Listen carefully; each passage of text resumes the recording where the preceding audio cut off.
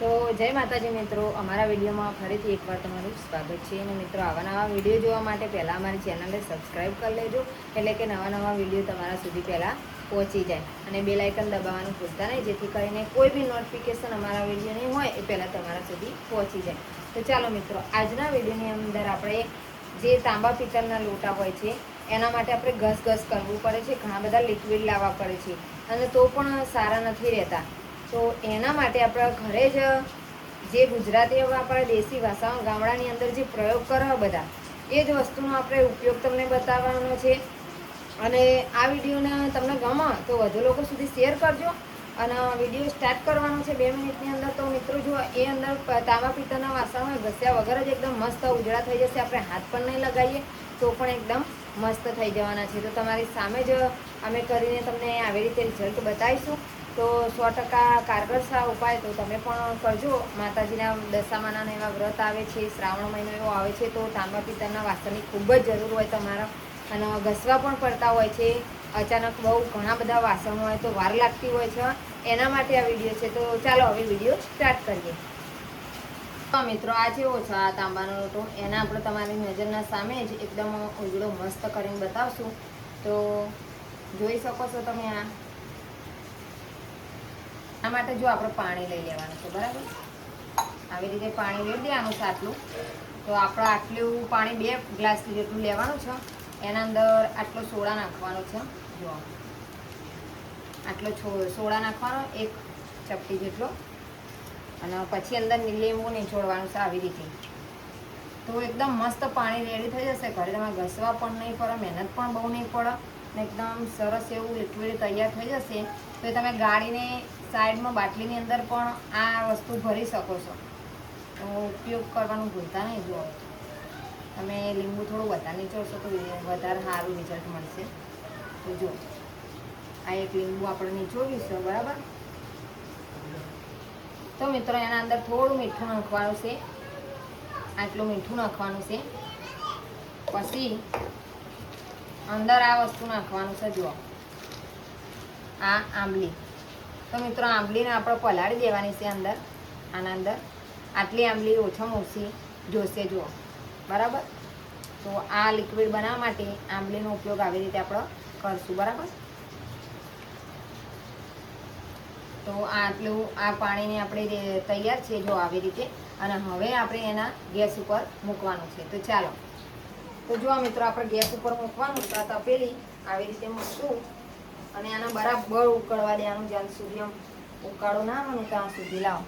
તો જો આવી રીતે આપણે આને ઉકળવા દેવાનું છે 2 થી 3 મિનિટ. તો જો મિત્રો, બરાબર આને ઉકળવા દઈશું આપણે. અને સરસ એવું આપણો ચમચાવાતે લિક્વિડ તૈયાર કરવાનું છે. આવી રીતે એકદમ સરસ કરવાનું છે.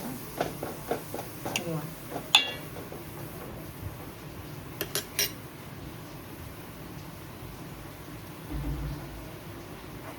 બરાબર ઉકળવા દઈશું આને જ્યાં સુધી આની આંબલીનું કસ બધો આ પાણીની અંદર ના આવી જાય ત્યાં સુધી આપણે એને બરાબર ઉકળવા દેવાનું છે. સતત હલાવતા રહેવાનું છે આવી રીતે. મેં ફૂલ ગેસ ઉપર જ એને ચડવા દીધું છે. જુઓ, તો મિત્રો, આવી રીતે તમે ઉપાય કરશો ને, તમારા ઓછા સમયની અંદર ઘણું બધું કામ થઈ જશે એવું, ને ઘણું બધું તમારો સમય બચવાનો છે. જુઓ, તો સરસ એવું આપણું રેડી થઈ જવા આવ્યું છે, બરાબર? લિક્વિડ આપણું થોડીક ટૂંક જ સમયની અંદર થઈ જશે. તો જુઓ, ઉપરો પણ સરસ એવું આવી રહ્યું. પાણીનો કલર પણ ચેન્જ થતો જાય. જુઓ, પાણીનો કલર ચેન્જ થયો થોડો. જુઓ, તો મસ્ત મજાનું એવું આપણે રેડી થઈ જશે થોડીક મિનિટની અંદર. તો વિડીયો સ્કીપ ના કરતા આખું પૂરેપૂરું જોજો તો તમને ખ્યાલ આવો. કન્ટિન્યુ વિડીયોની અંદર આપણે બન્યા રહેવું પડે. અમુક સ્ટેપ છૂટી જતા હોય છે, એના કારણે તમને વિડીયોમાં અડધી ખબર ના પડતી હોય અને સારું એવું રિઝલ્ટ તમને ના મળે, બરાબર? તો જુઓ, આનો હજુ 2-3 મિનિટ સુધી આપણે ચડવા દઈશું. પછી તમને બતાવું હું પાણી, કારણ કે વિડીયો લાંબો થઈ જશે એટલા માટે. જો મિત્રો, મસ્ત મજાનો આપણે ગરમ થઈ જશે અને સરસ એવું લિક્વિડ બની તૈયાર થઈ જશે. તો અહીંયા નજીકથી બતાવો થોડું ઉપરથી કેમેરો. તો જુઓ, એકદમ ચેન્જ થઈ ગયો કલર.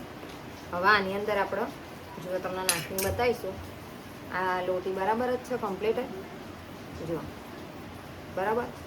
તો આને બતાવીએ તમને કેવું રહેશે બરાબર.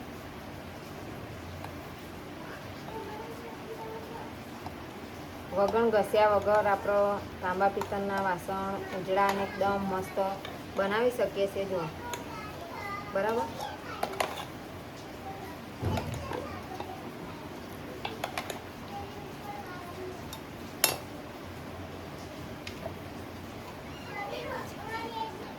આને શું અંદર 2-3 મિનિટ આપણે રહેવા દઈશું ને એટલે એકદમ મસ્ત વાસણ થઈ જવાનું છે.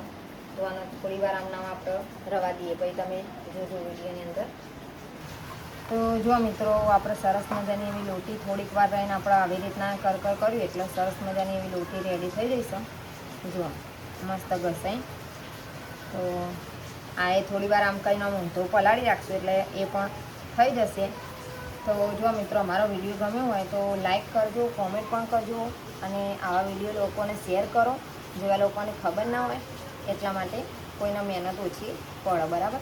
અને નવા વિડીયો માટે અમારી ચેનલને ફોલો કરી દો. જો મસ્ત એકદમ સરસ એવો લોટો રેડી થઈ જશે.